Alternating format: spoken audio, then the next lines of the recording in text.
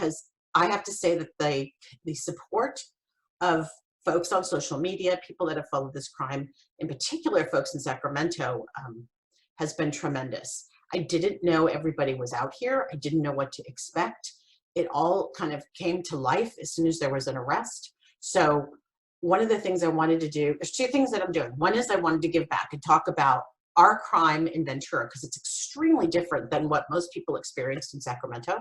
Right. The other is that I'm hoping one of the ways I can potentially earn some money during this time, and also through court if we get there, is by having advertising on my podcast. And in order to get ads on my podcast, I have to have a lot of subscribers. So I'm going to try to provide good content, thought-provoking content at the Lawyer's Daughter podcast, and hopefully engage more people. And my only ask of everyone today is tell people about it, share it, get people to listen.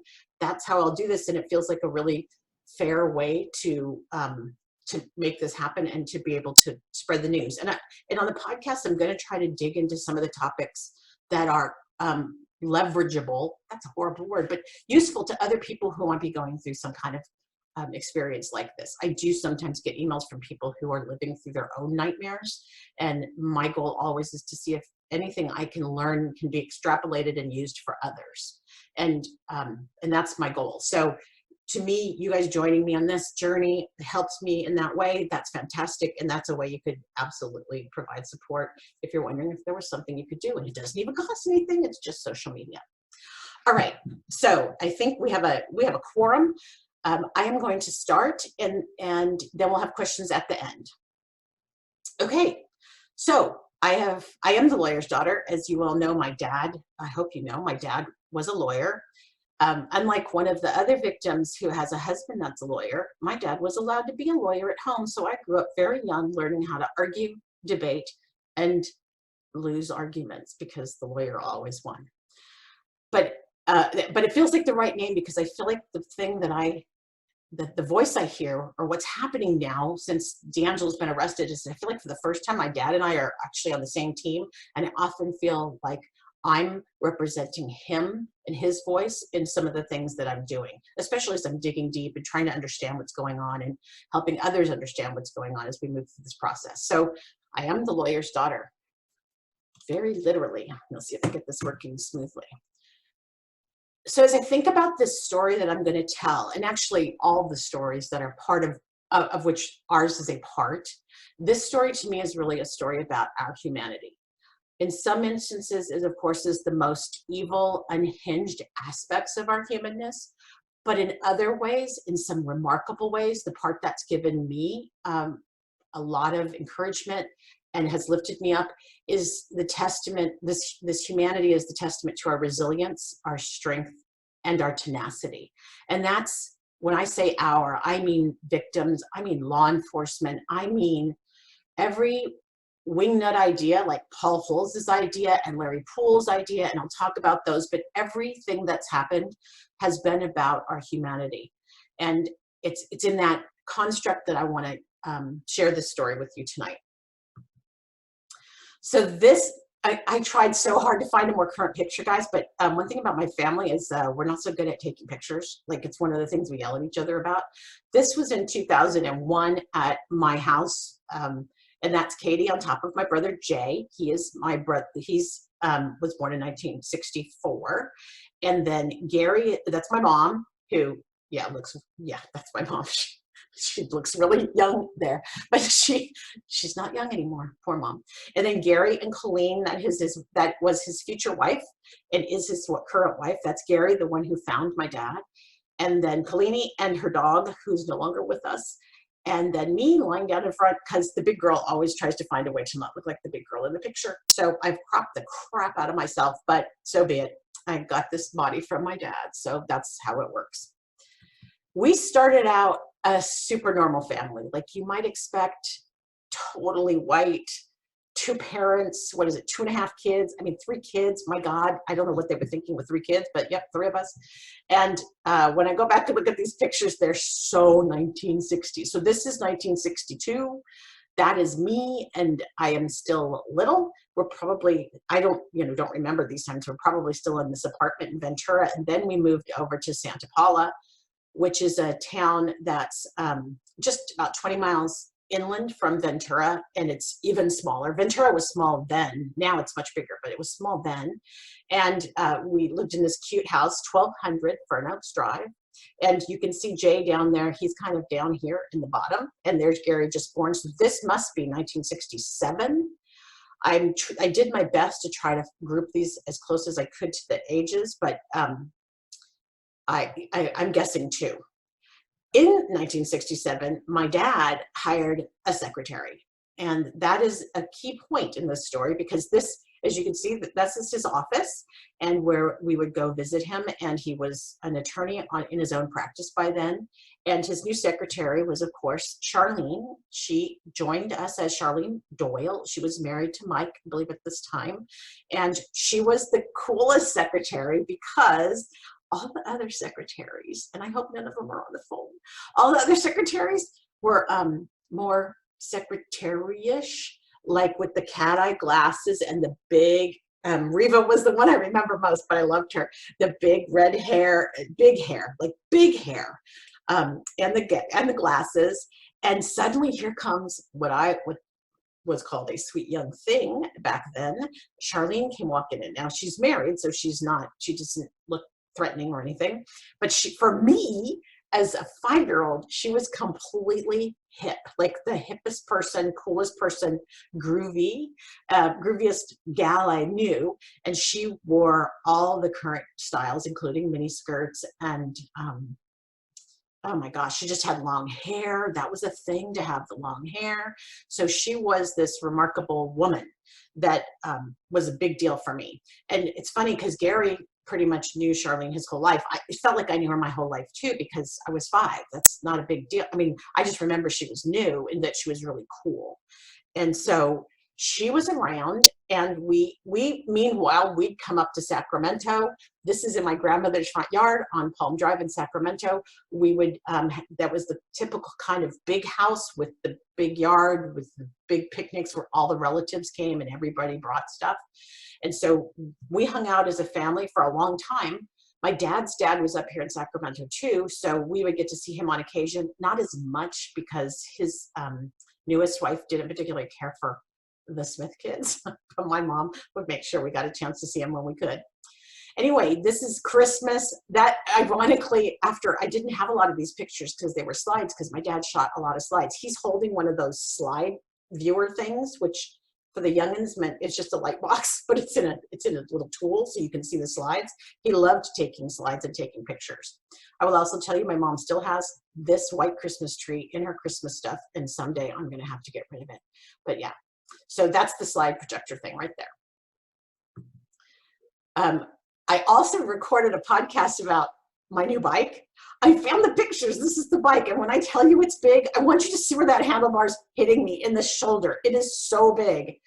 I don't know how well you can see the picture, the inside of my dad giving me a push, but that bike is so big. So if you listen to that story, you'll find out what happens. It does not necessarily have the best ending. But the bike was very, very shiny and very new, and I loved it. And I can't believe this picture was in there so we can see what it looks like.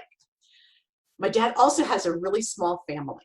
It was he and his brother, and that is his brother, Don, and he is Navy, and he would come in every once in a while to see us. Like, I remember Uncle Don was just kind of this figure that would show up and then go away. And he and my mom are really close because he really looked at her as a big sister. They've stayed close, even despite a divorce. They stayed connected. And that is, he just showed up one time, and that's him showing up and us getting a quick picture with Uncle Don. And then this, I just include this picture because my brother claims that he can no longer be tickled, and he has told his children that. And I swear I've never touched him. That's actually totally proof that I completely, totally abused my brother, but it was so worth it. And Jay did too. He just looked sweet here, and he was always the ladies' man, but he abused my brother too. And then this one's great. And I think my mom must have shot it. And my mom would hang tinsel. This was a thing back in the 60s. You put tinsel on your tree. It was spectacular. I can't do it now because I have cats. But she would hang an individual piece of tinsel on each little branch nub. Like, it was a thing. It took her like 2 nights to do it. I remember just sitting up with her one night when she was carefully maybe a little OCD, but putting those little tinsel things on there one at a time. I love this picture too, because this is so my mom. She captures this where I'm clearly done, and they're just starting to get out. What's the race car set from back then? They're just putting together the racetrack. Hot Wheels. They got Hot Wheels. So that's Jay and Dad building the Hot Wheels track, and that's the bank, so they could go really fast around the corners. Everybody remembers those Hot Wheels. What I loved about my mom is she wasn't compulsive about cleaning up the wrapping paper right away. So you always got to have this fun mess, and it felt like something huge just happened. And then just a few more, just to give you an idea. That's us looking remarkably cool, which is, I find this photograph shocking that we looked this cool, but we were cool. For 5 minutes, we were cool. And then my mom and dad got a divorce in 1971, 71, I think is when it happened. And Charlene became my dad's girlfriend. He was her girlfriend before they got divorced, as you might have figured out. But this is when it was official, and she was hanging out with us. And the first time, so I love this story so much. One of the first times we were hanging out with Charlene, and it wasn't very figured out, is we were in the car and the kids are in the back seat. And if you're older and you remember when the two adults were in the front seat, the kids in the back seat would always lean up and over the front seat. Like that was the thing, to lean in over the front seat. And that's how you could participate in the conversation. That's how you could somehow, be in it. And so my dad ran into Save On to get something, and Charlene's in the car with us. And my brother comes up on the back of the seat, grabs the headrest back of the seat, as one did, and pulls off her wig, and then screamed in horror because he pulled off her wig and we didn't know she had on a wig. And I just will never remember the chaos that ensued and how hilarious it was. Charlene did not think it was funny. We thought it was hilarious. We laughed about that all night long. But Charlene didn't appreciate it. She wasn't used to kids. If you think about it, she was 10 years younger than my dad. Suddenly she had 3 kids, and we weren't just regular kids. We were real smartasses. So she had these kids who then were laughing because her wig came off, and we thought it was so funny. When we went to Catalina, this has to be from when we went to Catalina. It was the first and only time I accidentally walked in on my dad and Charlene having sex. Yeah, it wasn't fun. And I also learned that sex was different than I thought it was. That has a lot to do with their athleticism. That's us on the boat. Let you draw your own conclusions. And then they got married in 1975. This picture's really good. I did not know we had this great of a picture of them. It's in their house. My dad had a rental in Santa Paula in the lemon orchards, and this is at that rental. And so this picture of them in just about, I think that's the same, I think it's got to be the same Christmas that they got married. They got married on December 12th, and this is then right at Christmas. That's Charlene's grandmother, Gladys, who was a doll. I wish she was smiling here because I don't remember her ever not smiling. She was a super cool grandma, and we liked Grandma Herzenberg. And then, of course, the children, as one does, tots them out and all in their little finery. So yeah, and that was the same outfit I wore to their wedding, so it's got to be all the same time. We fast forward to probably the last shot we have of them. I believe this is likely Sataquai Country Club, and I want to disabuse anyone of thinking this was a Shishi Country Club. I know there's some Ventura on the call tonight. This country club was basically, first of all, try to find Sataquai on a map. I still don't think Sataquai particularly exists. Second of all, it was a golf course with a pool, and it had a snack bar. I do think it had a restaurant, but it had a snack bar, and that was the country club. So it was the thing that the middle class could feel like they belonged to part of. That was really just barely a thing. So, but it was a lot of fun, and the biggest part of the Sataquai Country Club that was great is that we were allowed to order on the account, which means you could just get your turkey sandwich and sign for it, which felt to me like the ultimate power. All right, so let me now take you, because now we're gonna now things, that was fun. Okay, so you just had a few minutes of fun, but now I'm gonna take you into the thick of it. So I apologize for the transition here, but here we go. So 40 years ago, it's been 40 years ago this last week, actually, my whole adult life, basically, we had a horrific murder in a small town. And a lot of my podcast is taking us back to that time, because it was really such a unique thing to have something so horrible happen in a small town, and also to have someone who is a lawyer who knew so many of the people that would be investigating the case to have been friends with them. So I think when I talk about the humanity, I think a lot of what happened in the investigation, and if you listen to the pod and hear some of the stories I read from the paper back then, a lot of the information wasn't shared. A lot of information that they had was not shared with us being the public, including the family. And I suspect some of that is because of the humanity involved, the feelings that came up for people that were responsible for investigating this murder. So what I want to do next, and this is really important for those of you who this is going to be triggering for because you've experienced trauma, I want you to just turn your sound off or put the fingers in your ears or something if this is going to bother you until I pull the next slide up, because I'm going to take everybody else on a little bit of a guided visualization. And it's not a pretty one, but I think it's powerful and it helps you understand what potentially went on. I do not have this 100% as fact. It's essentially what I know and a little bit from what I've heard from other victims. So, okay, you can close your eyes if you'd like. Sometimes I do because I can see it better to tell it. But I want you to imagine you've just had dinner with your spouse. If you've maybe cleaned up the dishes and cleaned up the kitchen, or if you're the spouse, you're sitting in a chair, finishing the paper and having a drink. But it's been a nice evening and dinner was great and everything's ready to go and you're ready to get up. You're ready for the next morning to happen. You go to bed, and when you go into bed, your husband's probably in bed reading a book because that was his habit. And you go into the bathroom and do your evening ablutions, wash up, take your jewelry off, do all those things you do before bed. In this case, Charlene would often tie up her hair so it stayed nice and pretty looking for the next day, because you didn't wash your hair every day back then, if that wasn't your jam. And you get into bed and you may or may not make love, but you for sure cuddle up and you're comfortable looking forward to the next morning. And then in the night, a flashlight is in your eyes and you don't know what's happening, but the man that you can see behind the flashlight is wearing a black mask, and you can see his eyes and you hear him tell you to lay still. He's got a gun and he's tying you up. He tells my dad to be still while he then takes Charlene out into the other room. My dad can hear all of this, and if I know him, he is frantically thinking about what it is he's going to do to get out of this predicament, because that would be how he would operate. He was always about having a plan and executing. So he's panicked in bed, hearing Charlene scream and make noise in the other room. I'm pretty confident that he takes her into the family room, which was the room with that was along the back of the house with a big leather couch and a kitchen right there, and he rapes her. She is still tied up, but she's screaming and she doesn't see because he's blindfolded her. She then hears him go to the kitchen and get a snack, some kind. He comes back and rapes her again, and we don't know how long this goes on, but at some point he goes into the refrigerator and looks for more food. He messes around in the kitchen. He takes his time, and Charlene's laying there in terror, not knowing where he is or when he's coming back.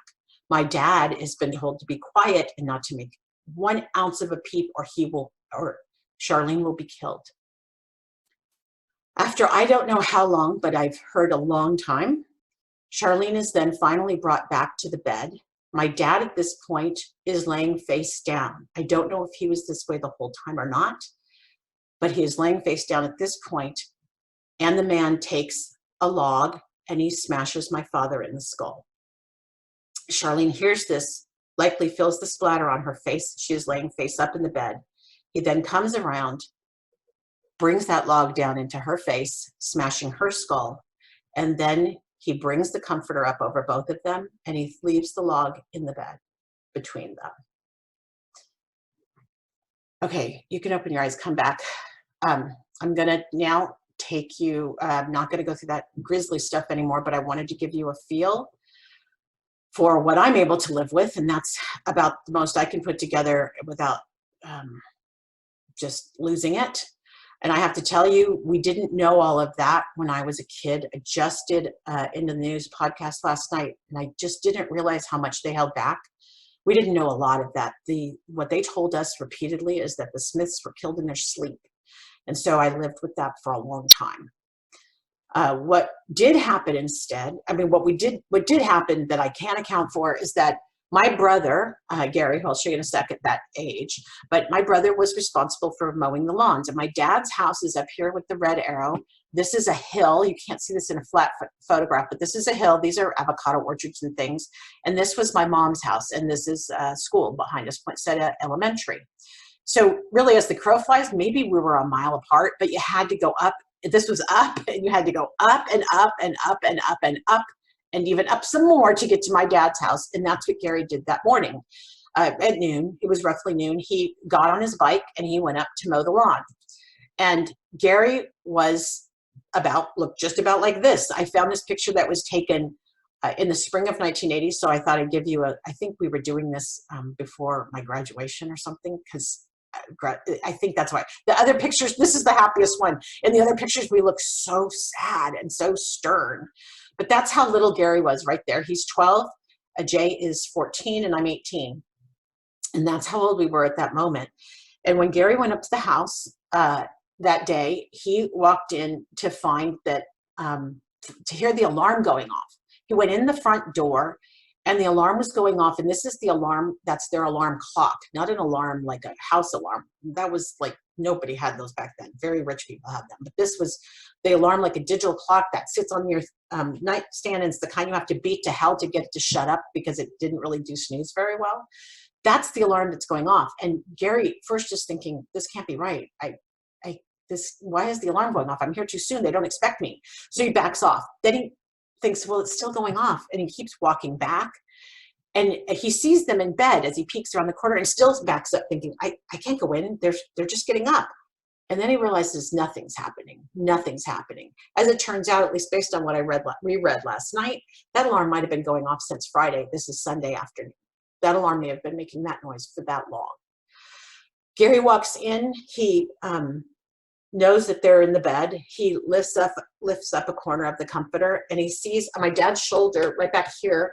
We always call my dad the great white whale, but he had again, same.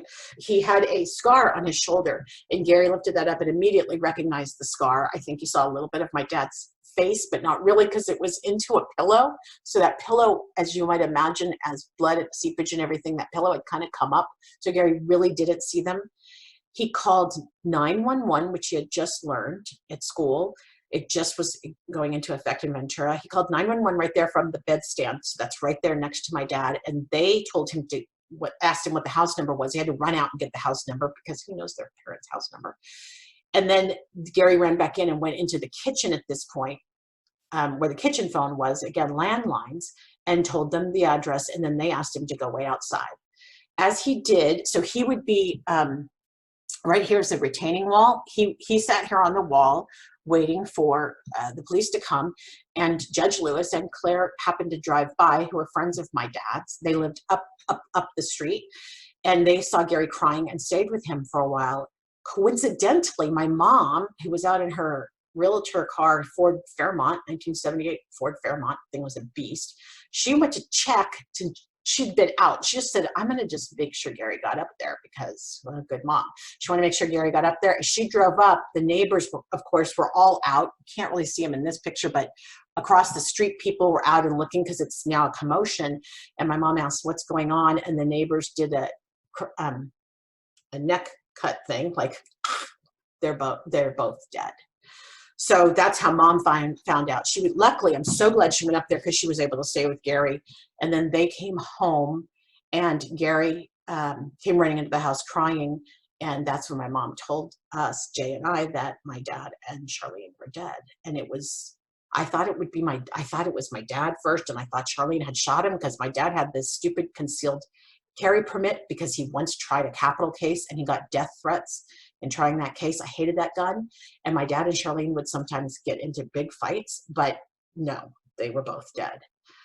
So of course what happened next is everything started to break in the news. It was crazy. This is the story. You can see there, it said the Smiths were slain as they slept. That's not true.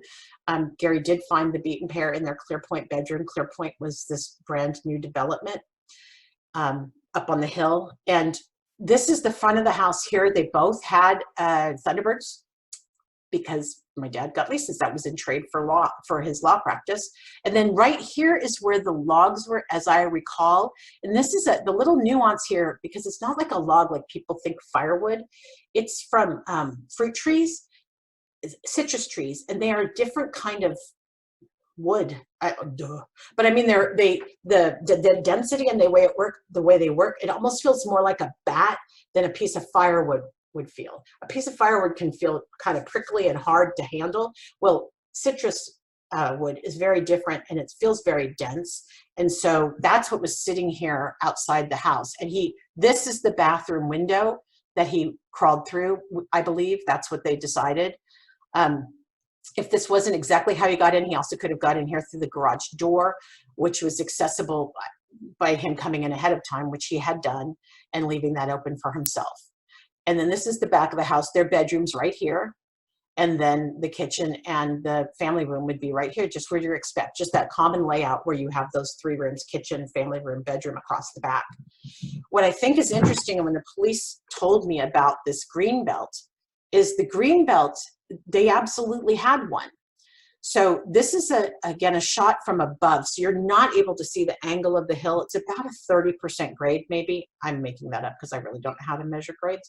But it feels like there was enough slant here that if I parked right up here, when they told me that he liked green belts and it was a serial killer, I parked here and I walked down. I was able to sit right here, and neither of these 2 houses could see me because I was that much below them. But there is no way, with my dad's house being over here, you would never have seen somebody sitting here watching you. And this house is down lower. So while it looks like it's in the view, it's not. It's actually down lower than they are, which is how everybody had this kind of sense of privacy. What I think is interesting is I believe when this complex, these new homes were built, this is the original homestead, and this road down here is typically very busy. It's called Foothill Boulevard, and looks like they go in and out onto Foothill, which would be dangerous. I suspect they kept this as an easement for a driveway that they never built. So these 2 homes just never got this driveway built, because that would have been expensive. It's a lot of land to pave. So there's the green belt. And it was chilling for me to sit there and realize how easily you could see into their home.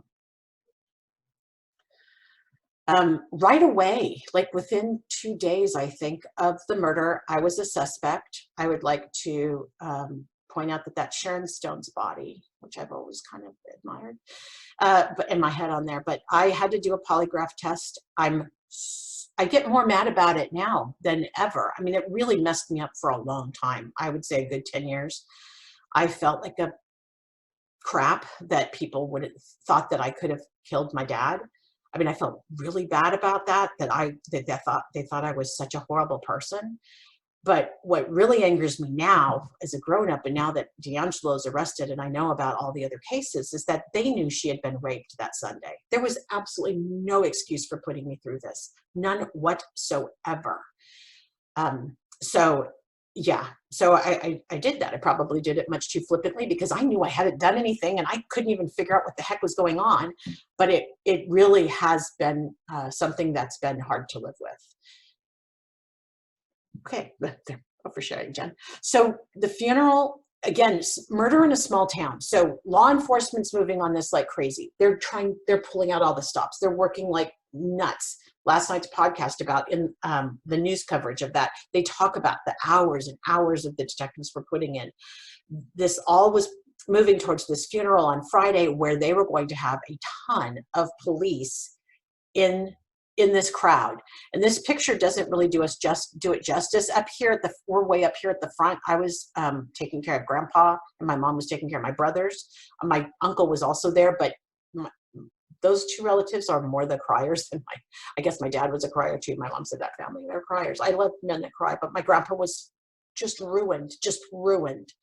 And then I guess there was standing room only in the back. I never looked, and there was even a balcony, which obviously is where this photograph was taken. So there were police everywhere. And this is an outside shot of that same day. Just looks pretty much 1980s to me, but it was, this was at a church in Santa Paula. It was probably the biggest church that we could find. We didn't go to church, but I understand why we needed to do that funeral there. It just for me as a kid or just 18, it all just felt so damn complicated. Everything was complicated that happened in that time. Again, because lawyers everywhere and law enforcement everywhere and investigators everywhere, and then grief, but you kind of don't even have the space for grief because the adults are kind of grieving more in a weird way because they understand it more than the kids do. Anyway, that's what's going on in 1980. This goes on for a long time, that there are no leads in the case, no suspects, nothing. And look, murder of Ventura couple is filled with intrigue. Yes, there was a lot of intrigue. And I will actually talk about that more in my podcast because I want to get into some of those things. But some of it's unnecessary intrigue. Some of it my dad and Charlene absolutely are responsible for. They lived very Dallas-y kind of lives. Dallas was a soap opera way back in the day. My dad and Charlene, yes, they lived big lives. And gosh, you got to know it's great when you're the choice of the top 10 stories of 1980. You make number 5. I don't remember what made number 1, 2, 3, and 4, but what a weird way to be commemorated. That was the end of the year in 1980. There were no arrests at that time, as you might know. Unlike, I think, anywhere else, I think we are the only crime that had an arrest. And so we had a pretrial. And this is very similar to what we're heading into with D'Angelo. D'Angelo is slated to go to pretrial in May, coronavirus, so all bets are off. We'll see what really happens. But I've been through a pretrial before, I actually testified. And this started in November of 1981. They arrested a man named Joe Alsip. I can't believe I'm doing the same thing I've yelled at other people for doing, but I'm going to tell the story now because now it's 40 years. But Joe, I didn't think Joe had anything to do with it from the beginning. It just didn't make sense to me. He didn't seem that motivated, to be perfectly honest. And so he was arrested and he was held, and we had this pretrial. And one of the weird things that happened is that we had this minister who got involved. And he, ironically, I can go back to it and show you really quick. On this picture right here, this is a church down here. This is my dad's house again, right up around the corner, and this is a church. One of the fights I broke up from between my dad and Charlene had to do with her boyfriend sitting down here in the parking lot, Rick Atwood, at this church. This church gets to be in the story a lot. Well, what happened in this trial is the minister of that church, or one of the ministers of that church, it was a big kind of the new, and evangelical churches were just kind of taking off in the early 80s. They kind of started, I think, like around 1978 in Ventura, and they were just starting to build as evangelical churches. And so this minister basically said Joe confessed to him. And I'm going to get into this in the podcast because it's salacious as hell. And it turns out this minister had done this before, and it was all lies, all lies. So while poor Joe was going through this public humiliation and this expensive encounter with going through defending himself in a pretrial, we had things like hypnosis going on. Gary had to testify. I had to testify that I washed the dishes because I did. Now I know those were D'Angelo's dishes. Back then, it just seemed like we didn't even know the relevance of the dishes other than they were out. And I kept saying they shouldn't have been out. Charlene would never have gone to bed with dirty dishes. And the reason I washed them is the irrational reason that probably everyone's experience is when somebody dies, you walk in, see something out of place in their house. You're like, no, they won't like that. I knew Charlene would not like the dishes being dirty, so I just walked in to wash them because that's like, she wouldn't like it. I know she was dead, but that's a rational thought, and this was an irrational act. So I went in and washed the dishes, and I testified to that. So finally, though, what's really important here is you'll see that's April 22nd of 1982. That's when we find out Charlene may have been raped. Okay, that's the first time we're hearing about it. Again, we being the family and those of us out here that aren't law enforcement. That's 2 years later, guys. That's a long time. And it could have let me off the hook so much sooner had I known, but we didn't. So Alsip is ordered to stand trial. He had an alibi, but he was held over to stand trial. But then all of a sudden, something weird happened. And I think what it was, and when I go back to these articles, I'll get the actual specific details, but I believe the minister was outed as being a pathological liar. And so there was not enough evidence to hold him over for trial. He was let go, and unfortunately, these pictures did not do him a great service in terms of PR. They celebrated, as one would, and they drove around town in a limousine, out of the top of the limousine drinking champagne. So not great optics. As a PR professional, I would not have recommended this, but wow, did it make for some good newspapering. And then the case goes cold. So we're done. It's 1982. There's nobody to convict. There's no suspects on the horizon. And now, like SpongeBob, or like any of those shows where the calendar goes, days are flying off the calendar, then weeks, and then years, and then decades. 2 decades later, I have my daughter, Katie, in 1999, and I think, I'll take her down to Ventura and go see some of the old neighbors and show off my kid. So we hop in the car. I'm a single mom by choice, not really by choice, but I wasn't married, so I decided to go ahead and have a kid without anybody else. And so when me and my mom and Katie head down south, I go to stop by the police department because I'm like, well, why not? Let's just check on how this case is going. I pop my head in, and they call up a detective who says, come in a room. I go into a room with him, and he says, I need you to sit down. Okay, don't put baby in a corner, right? I'm not a good one for why don't you sit down? He goes, okay, well, we want to let you know that your dad was killed and Charlene were killed by a serial killer. I sat down because that is like less than 1% of all murders. That blew my mind. At that point, 20 years later, I've read every true crime book there is, including everything by Ann Rule. And so I know it's extremely rare to have a serial killer. And then they explained to me this guy, my hero, Larry Poole, down at Orange County cold case, and I believe he's the hero of everybody in the Southern California murders, honestly. He had put together through MO first the 4 murders down in Orange County, which is Domingos, Cruz, Withune, and Harrington's. He had looked at the MO and then started to bring together the DNA. DNA is just starting to go nuts. It's the beginning of the 2000s. He had put this all together in the late 1990s, I believe. And so that is the breaking news, is there is a serial killer. And he had named him the original Night Stalker. I didn't love that name because they already had a Night Stalker, but it was enough to at least start to get the ball rolling, and we knew there were these murders that were all related. The next thing that happened is I'm driving home from work one day. I'm listening to KGO, which was a huge Bay Area station that I miss very much in its old, the way it used to be. And I'm hearing a story about a series of rapes in Northern California being tied to a series of murders in Southern California. And I hadn't heard from anybody, but I'm in the car and I got gooseflesh because I knew that was us. And just a couple minutes later, Larry had called me on my, which also was a landline in a weird way, my car phone that was wired to my car, and to tell me that that was us. That was the news, that was us. And we were now connected with the East Area rapist in Northern California.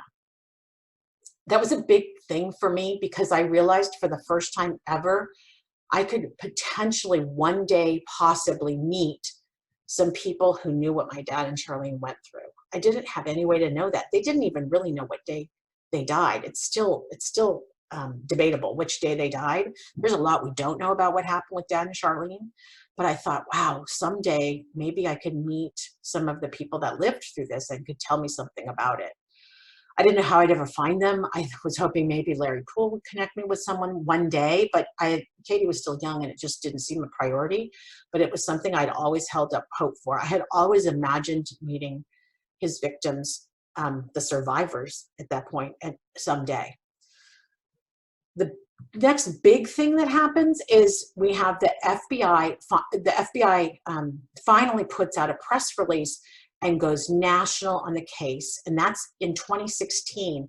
And it's also the same week that the god-awful shooting happened in Orlando, Florida at that nightclub. And so this hit the headlines and fell off the headlines rapidly because of that horrible, horrible shooting.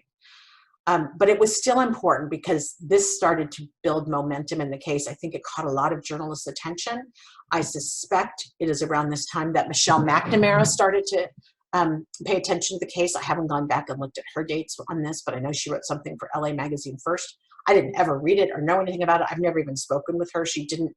We weren't talked to for her part of the book. So, and we only have a few pages in there, I think, based on some, unfortunately, the only set of articles that I truly hate, which are from a woman named Colleen Kaysen in Ventura. They are filled with mistakes, and I do not like the salacious way in which she wrote it, and I don't care for her very much.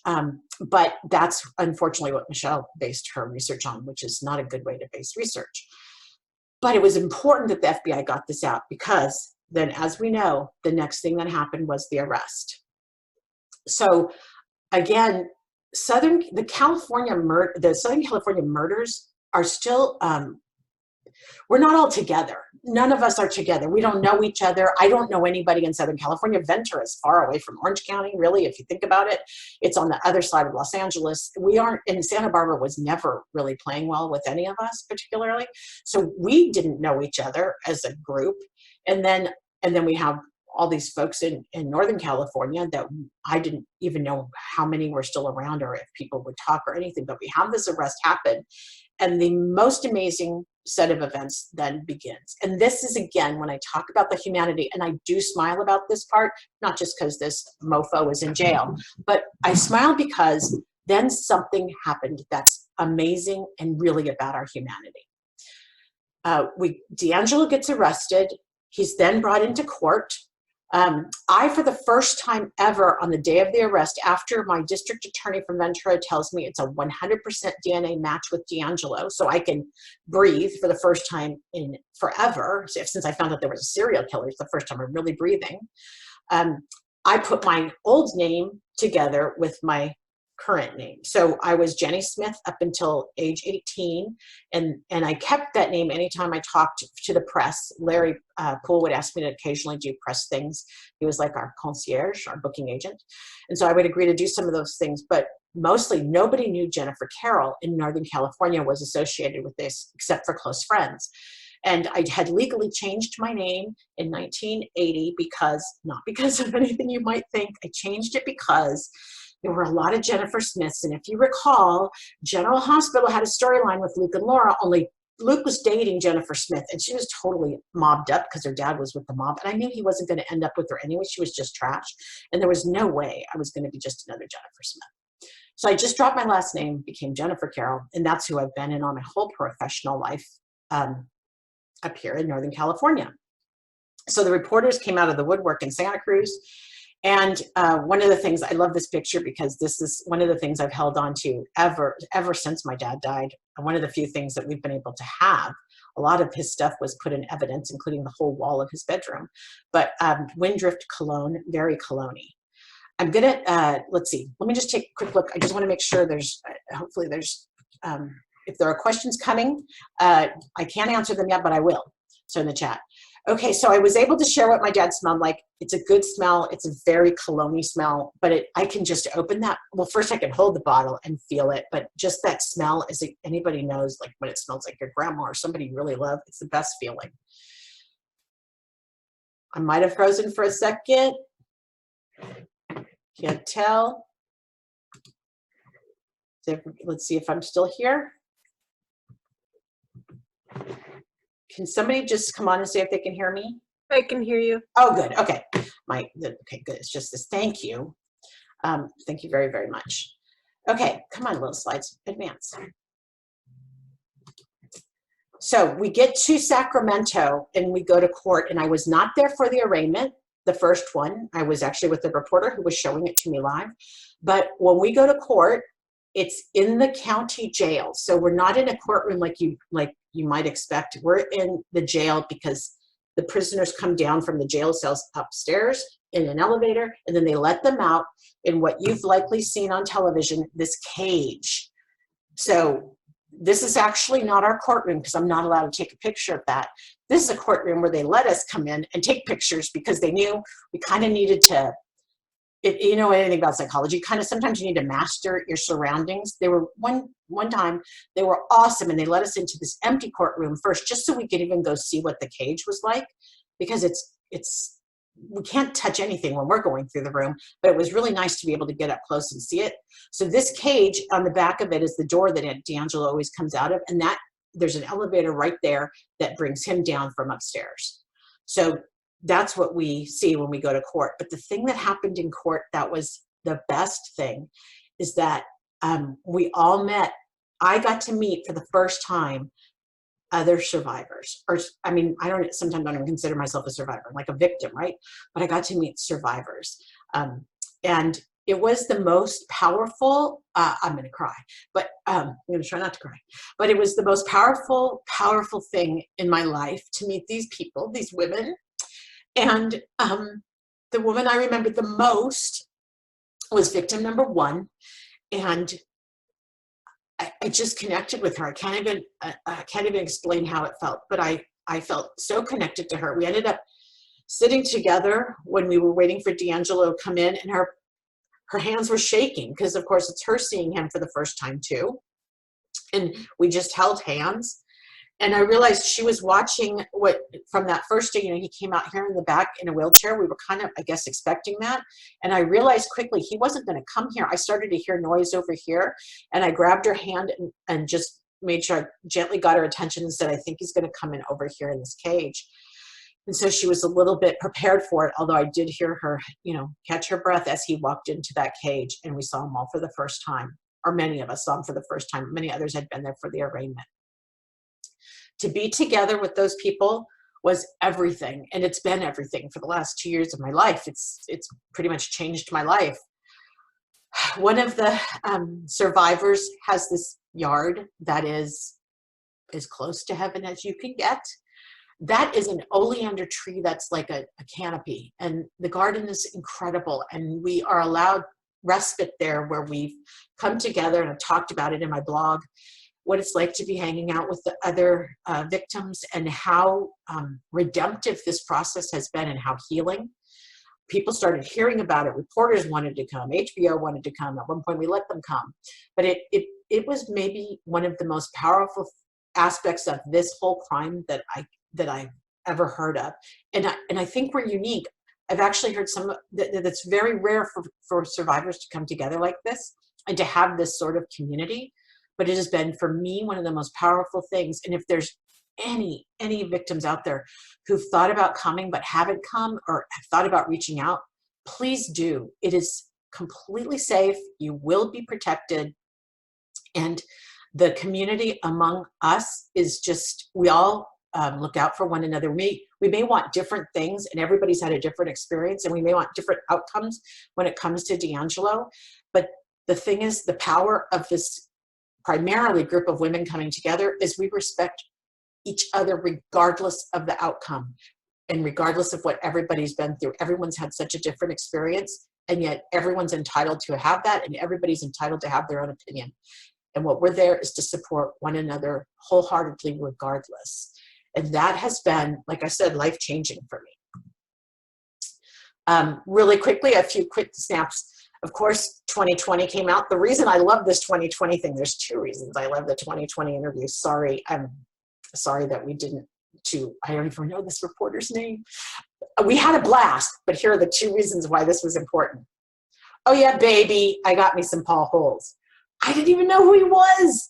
And then they had this sneak attack plan for me. Yes, that's D'Angelo's house in the background with the little manicured rocks and grass and everything. But I got some Paul Holes love. And my mom, more importantly, she just missed David Muir. He should have been doing the 2020, but she at least got to look at him adoringly. That's her pinup boy around her house. So she got to be as close to David Muir as she could be by being in the studio. So good for mom. Those are the 2 reasons I like 2020. We also had the big event up in Citrus Heights, which showed me this event was amazing. I have a lot of opinions about this. You'll see it on the HBO thing, I think, because of course, that's them in the background here with the camera.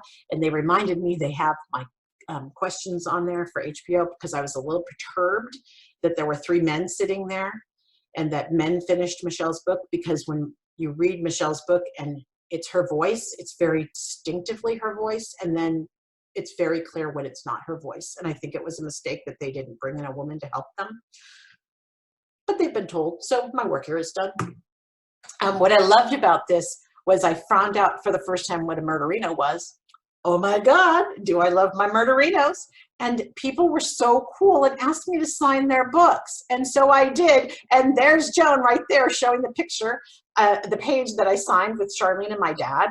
And then I also was treated, Aaron bought me coffee, which was the sweetest thing, to just have a stranger buy me coffee. Are you kidding me? That I still remember that. That was so cool. It was a great night. Patton did a lot of lip service to me, but whatever. I know he wasn't going to change the book. We were upset about what was in there about Janelle. There were some other things that were wrong. And I knew he wasn't going to change it because why would he be bothered? So HBO also covered a lot of this. I don't know when they're going to release. I don't even know how the production's going, but they have a lot of film, and so they were always there. They're over. This is like their boom. They're always around. Yes, that's me, the media hog. Mostly, I often work to take over the press, especially if some of the other SoCal people aren't there, so that other survivors can get out of the way, because they don't want to be on camera. So it's a little bit of block and tackle there. This is when HBO was filming at our respite, when we were all in that big gorgeous backyard. We were warned before we entered that there was going to be filming taking place. And then HBO was really interested in my murder book. So what you see there, here's my murder book. This thing is freaking huge. Wait, I can barely lift it. So this is old school photo album, if you could see it on camera, and it's big. And this is where I kept all the articles from 1980 to 1982. I think there's not really that much at the very end, because then things started to become digital. But I have an unstable internet connection. Hopefully I'm still back. Hopefully I'm back. But I kept newspaper articles, and that's a photocopy set of it there, of these articles I kept, because we didn't have digital access. We've even tried to find some of these digitally, and they're not available. So now we fast forward and we talk about humanity. We're looking at the death penalty.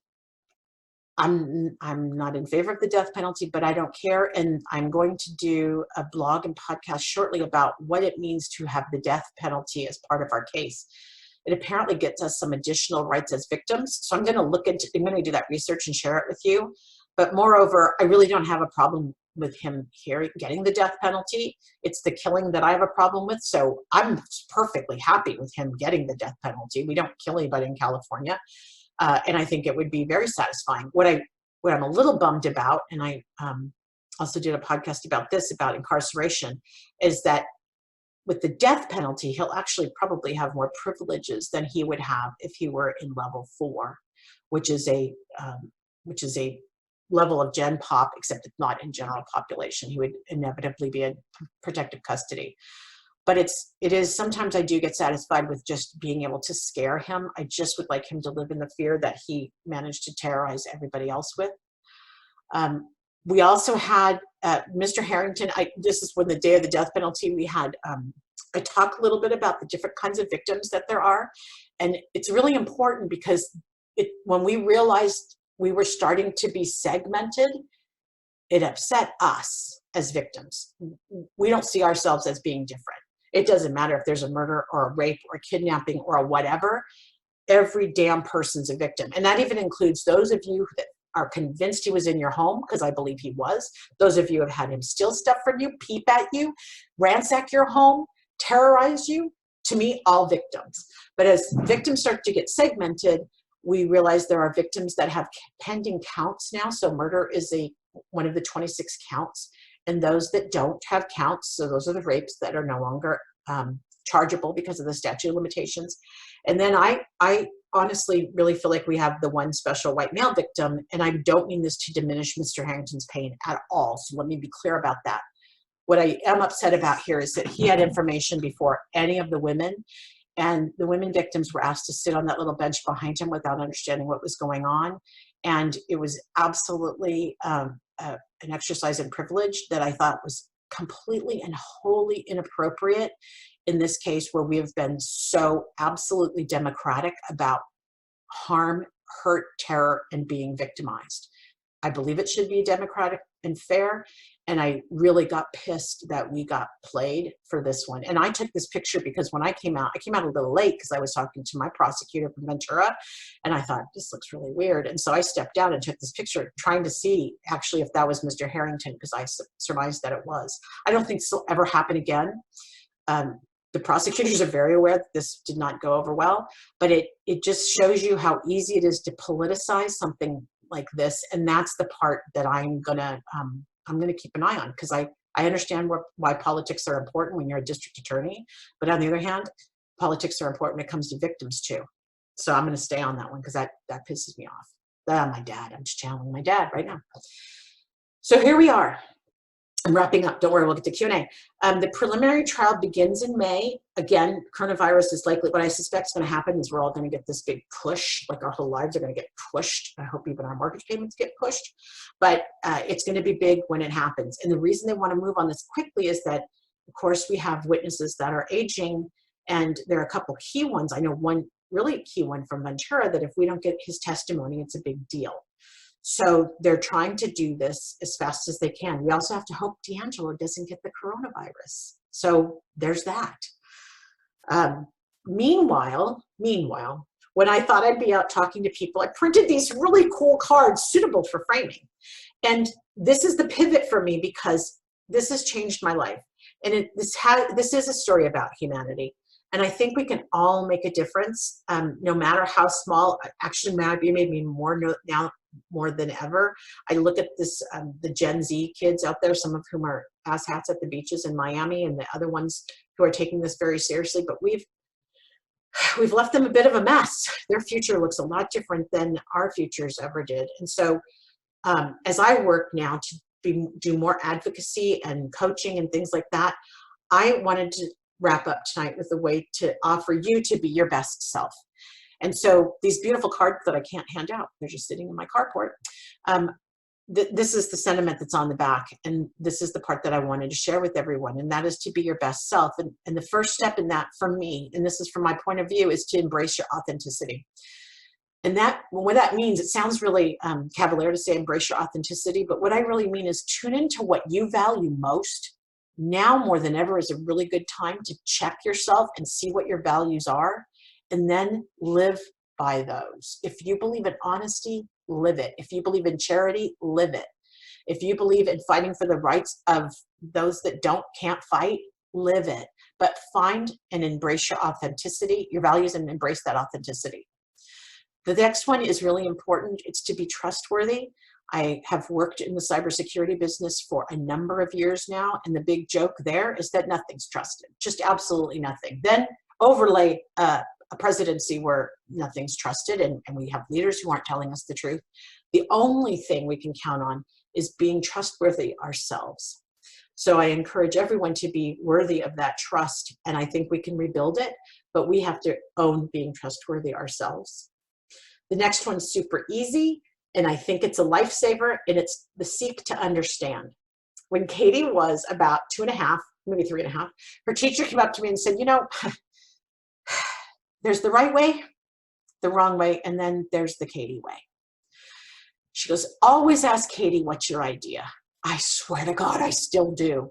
But that phrase, what's your idea, is so powerful, and I'll give you a scenario. You'll sit down to this scenario because everybody can relate to it. Either you're the kid or you're the adult that you've been through this. Everybody sits down at the table. You're ready to eat. It's all go time. You're going to get food. It looks good. It's hot. Everybody's at the table. And one kid bounces up. And immediately, at least at my house, my dad would yell, sit down. And it would just shift the energy into this negative space. If only he had asked, I see you getting up. What's your idea? And heard Jay say, I was just going to go get the salt. Oh my God, that's an act of charity. He was going to get the salt. He wasn't going to make my mom get back up because that's how it worked back then. He was just going to go get the salt. That's a nice thing. That doesn't deserve anger. That deserves actually, thank you. What a great idea. And while you're up, could you also get the pepper? That's all that asks for. So by asking what's your idea, you can use this at work, you can use this anywhere, but it helps you seek to understand. You can use that or say, tell me more. Either of those is the beat you might need to not get mad in a flash and shift the energy and have a better outcome. The fourth thing is to give grace. It's free. You can give it and then give some more. And I had a friend who taught me about this idea of giving grace. I'd never heard it called that before because I was raised by heathens. But giving grace is really that moment. And this is my favorite story that I use to bring the idea of giving grace. You're driving in traffic. Well, in the old days, we would be driving in traffic and we'd be in a hurry for some damn reason that we had thought, convinced that we needed to do this thing. And suddenly somebody would cut us off and we'd get so mad. But wait, what if you gave them grace and said, maybe they have diarrhea?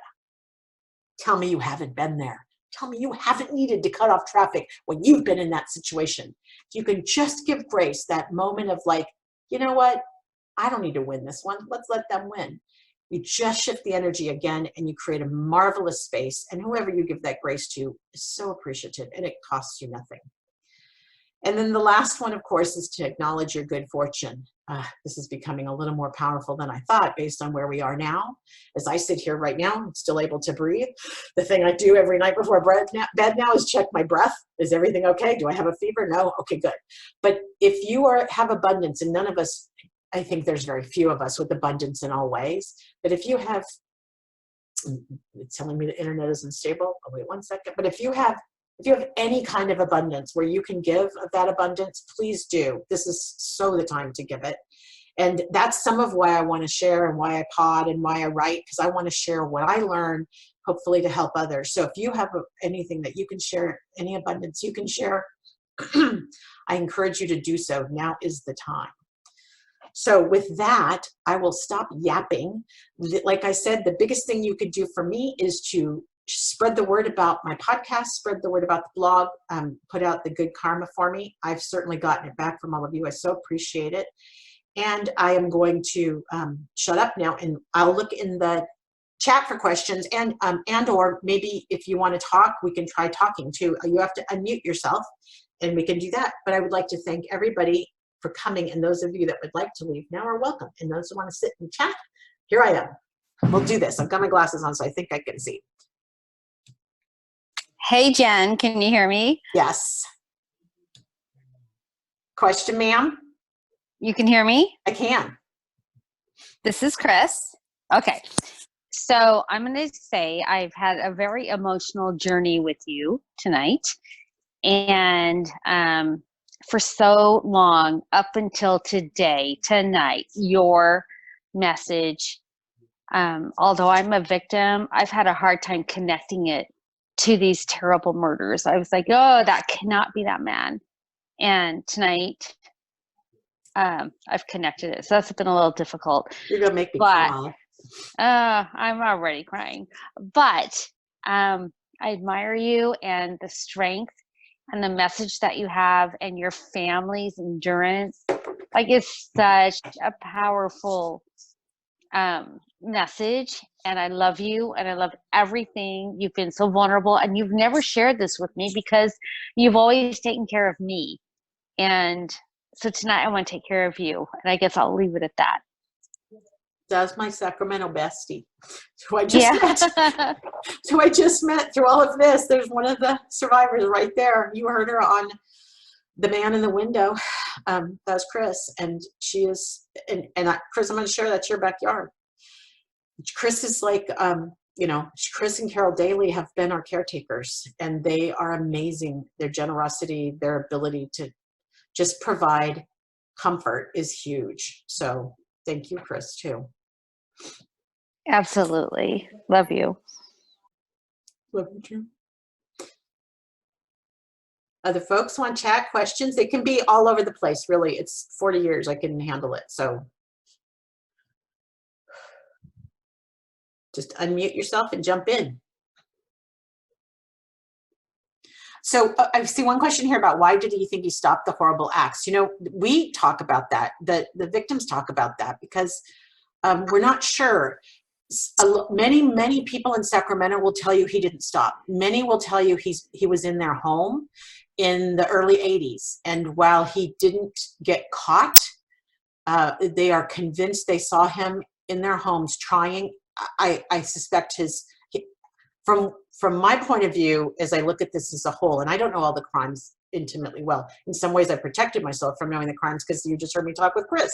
Like, I don't want to know her story. It's hard for me when I hear these stories because these are my friends first now. But he really got off on his own agility and his cleverness. And I suspect both of those things started to wane. If you look at what happened with the murders, he was really starting, not to sound too much like Criminal Minds, but he was really starting to decompensate. Those murders are messy. They by the time, I can't even bear to say this, but by the time he got to Janelle and Manuela, they were just horrific, horrific, horrific murders. So he was falling apart. He may have wished he could have done more in the 80s up here, but I don't think he was able to execute in the way he wanted to. So I don't think we have any conclusive crimes, but there are many people that are convinced they saw him and that he was in their homes. So another question, if Joseph JJD, I always want to call him JDD, but JJD, has he talked about the crimes? From what we've heard, again, we don't get a lot of scoop, but from what we've heard, we have not heard that he's talked about anything. In fact, I didn't ask that. I met with the defense team last Thursday, and you can hear my podcast about that. I think it's the Friday date, 13th. When I met with the defense team, I met because they sent us that letter. So the people with the 26 counts that are pending, those are the 26 felonies, got letters from the defense team. Yep, from the public defender. That letter's posted. There's a link on the podcast page. Just Google the Lawyer's Daughter podcast. You should be able to find it. But I put a link to the letter that they sent so you could see what that looked like. I was holding back on sharing that because I wanted to get this meeting first. The meeting was interesting. I didn't get to ask how much he's talked because I knew they wouldn't tell me. My prosecutor was in the room. But I did ask if they would be responsible for anything if he appeared suicidal. Asking them that they would have the best sense of his state of mind. And they said they are compelled to report if he is suicidal. So that's about all I know. But everything I've heard from the grapevine is that he's not particularly talking. And if he's talking to his defense team, I wouldn't hear that. But I understand still he hasn't had any visitors. And people have asked if his family's tried to visit. I don't know, but I don't think he's had any visitors. So the question is he claiming that he is innocent? So it's so interesting. I did ask the defense team on Thursday morning, why did you publish in the footnote that he was willing to plea? Now, this is a really important distinction because he has not taken a plea. He is willing to plea. And his defense team has put that in writing, which of course Paige St. John found from the LA Times, and then all the world went upside down. And mind you, we didn't know this was coming. It hit all of us like a ton of bricks last week or 2 weeks ago. It came out of the blue. Paige literally found it, and that thing went like lightning across social media and everywhere else. It caught me so off guard. I found it really rattling. But then I talked with Cheryl, who's our prosecutor from Ventura, and she said, no, he's willing to plea. And my big question was, when I asked them in the meeting last week, I said, why would you do that? Don't you potentially taint the jury by suggesting that he's guilty? And they said, I can't answer your question in detail right now because the prosecution is sitting next to you, but we consider it a tactic. I think it's the stupidest tactic I've ever seen, but okay, that's a tactic. And I guess there is some way, I don't even know. I'm pretty good at this stuff, but I can't figure out what that tactic gets them, other than they got to control the narrative. They still are controlling the narrative. Now that everybody's heard about a plea, they were talking about a plea, except we kind of aren't, because we're going to move forward with the prelim from everything I understand, unless the whole world goes sideways in the next couple of weeks and this coronavirus sends us all into a place we didn't expect, which is by this time par for the course. Of course, this journey's always taken turns we've never expected. So yeah, I don't know if he is willing to take a plea. Let me be clear, if there is a plea involved, it will involve a negotiation, and victims get to be part of that. That doesn't mean we're the deciders, but we are the inputters, and the elected district attorneys are the deciders. And if you have an opinion about it, you are their constituent if you are in one of those jurisdictions, and you can call and say how you'd like the district attorney to act. So that is absolutely something in our political process that you can do as a constituent. Let me see. I might have missed some questions, so if it gets, let's see. Did they uncover anything from the crimes in his house or his property? So again, that's word of mouth.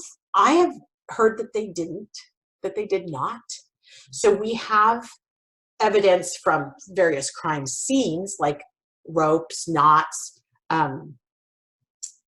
ammo that's the same, of course, DNA, those kinds of things. But I have not heard that they found stuff at his house, which is a little disappointing, which also then makes the curious side of me think, where is all his stuff? Because we know he took souvenirs, but more importantly, in a non-digital age, he was able to remember phone numbers, addresses, and call people years after a crime. That means he's had what we call today a database, but we called back then a journal or a notebook. So I suspect somewhere, and we have the whole Sierra foothills, so I don't even know where that could be, but I suspect somewhere there is a place where he's got his stash, and we may never find it. Maybe it'll be 50 years from now, who knows, but I don't think he's going to tell us. Let's see, do you think he committed crimes in 2000 plus? I don't know.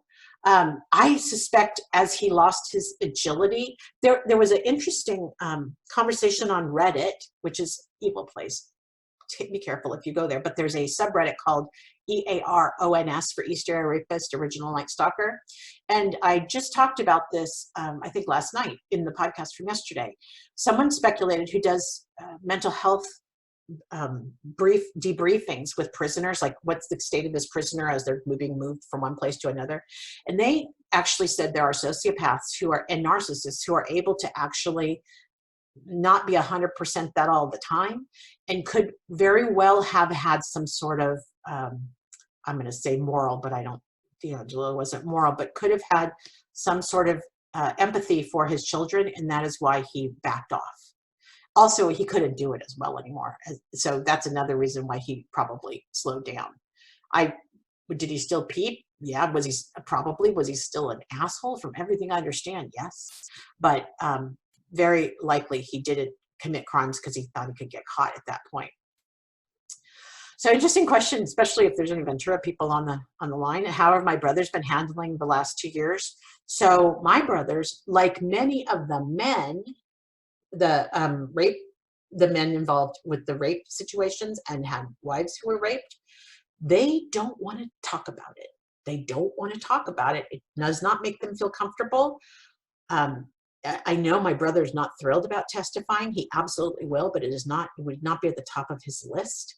And he always gets mad about how he was characterized back in the day, because that's what reporters do, is they characterize you. So he had to live with that, and I guess it was embarrassing. It was embarrassing for me, so I'm sure it was embarrassing for him.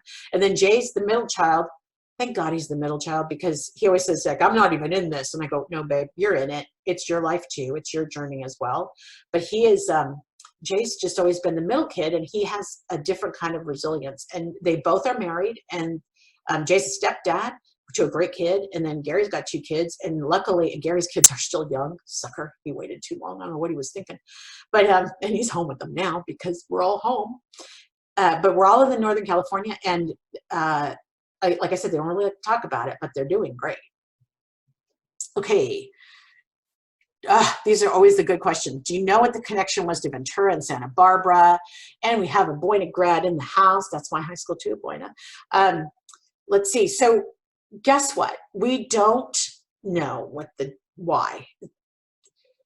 Okay, one thing that could have happened, Charlene used to get her hair done. That was the thing when you had really curly hair, you'd go get your hair done. She did it once a week. She would get that done in Montecito, which is right there, basically in Santa Barbara, on the Ventura side of Santa Barbara. Could he have followed her from there? Maybe. I don't know. It's so random, and I don't think we're ever going to know, so I don't struggle thinking about it a lot. I just know at that time, someone has mentioned that at that time in his life, his wife, Sharon, was a lawyer, was just joining the ranks of lawyers, and they were doing a lot of lawyer stuff. And I interpreted that to mean those dinner parties and all those things. We were trotted out as children to go to those things. Functions, that's what we always called them. We're going to a function. There's a function.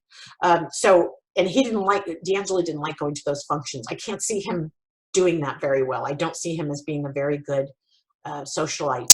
So he may have been raging against lawyers, but but then we don't really have a lot of lawyers. We have professionals, but then all of a sudden it falls apart with the women. So I don't know what the connections are. Yeah, the voice is his voice is scary, and there have been many of us who have fantasized in that gallery when we're in court of sitting behind him and doing the evil whisper to him, showing him just what it's like to be scared. So folks have always also asked about why Ventura. So my dad was doing a lot of lawmaking up here. He was close to Edmund Brown, Jerry's dad. That's how old this all is.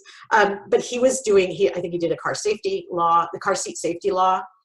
And so my dad was up here a lot, and then his dad lived up here too, but I don't believe there's any connection. And my dad and my mom went to San Juan High School.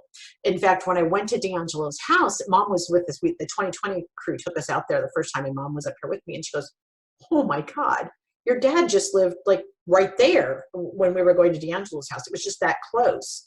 My dad lived in a Quonset hut, which is one of those bendy houses, I don't know why, but he lived right there. Mom was shocked at how close they were to where how close D'Angelo's current house is to where my dad's house was when he was a kid.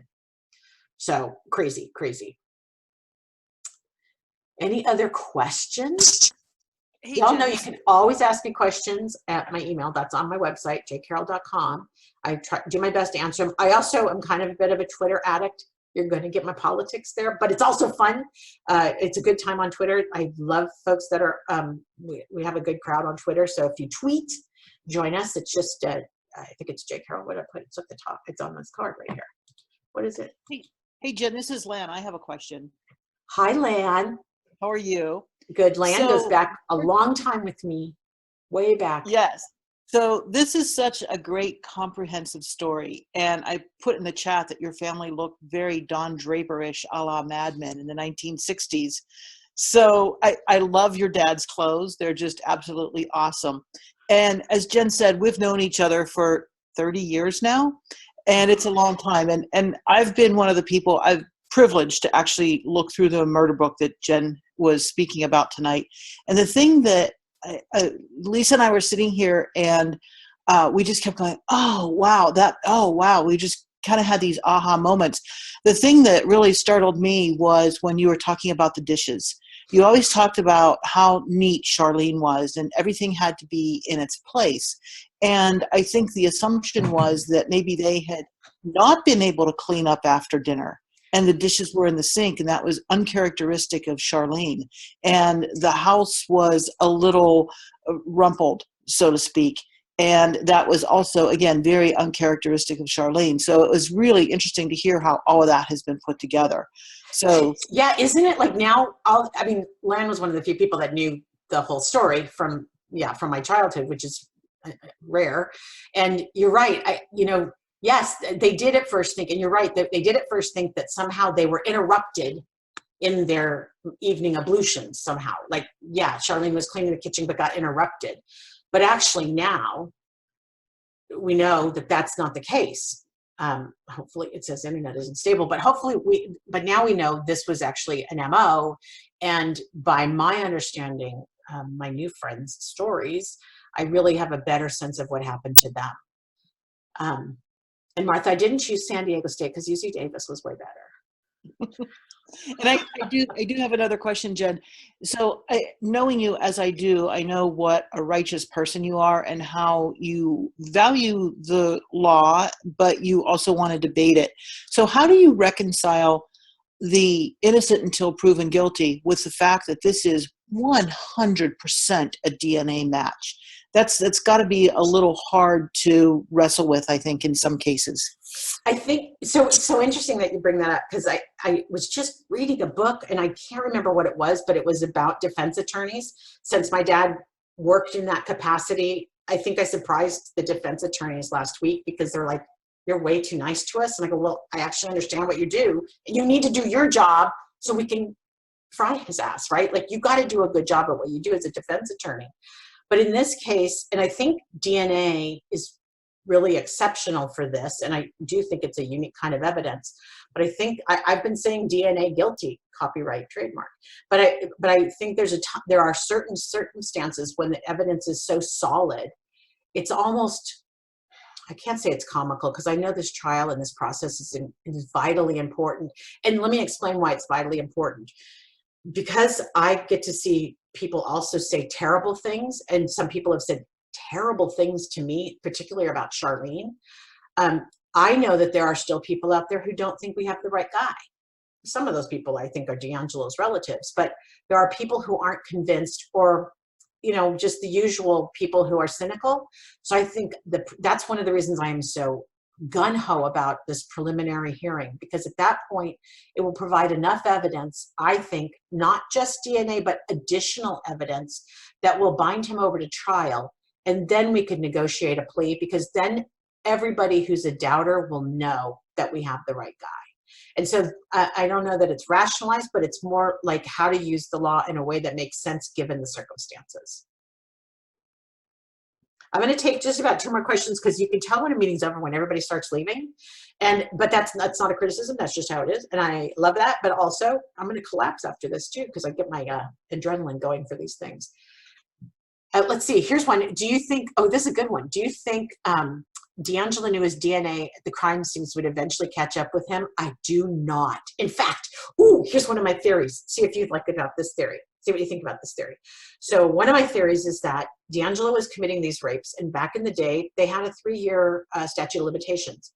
He was compelled, and I think that at some point Sharon found out, his wife. I suspect because she was a lawyer, she knew that 3 years would be the protection she also needed to spare her any consequences. And so she said, stop doing this. What she didn't know was that he had killed Claude Snelling in Visalia, because she didn't know about Visalia. That was, I think, before she met him. She didn't know about the Maggioris being shot in Sacramento, because they hadn't really put that all together yet. I think they suspected, but I don't think that really got put together until later as part of the whole big picture. And then I don't believe she knew about the murders in Southern California.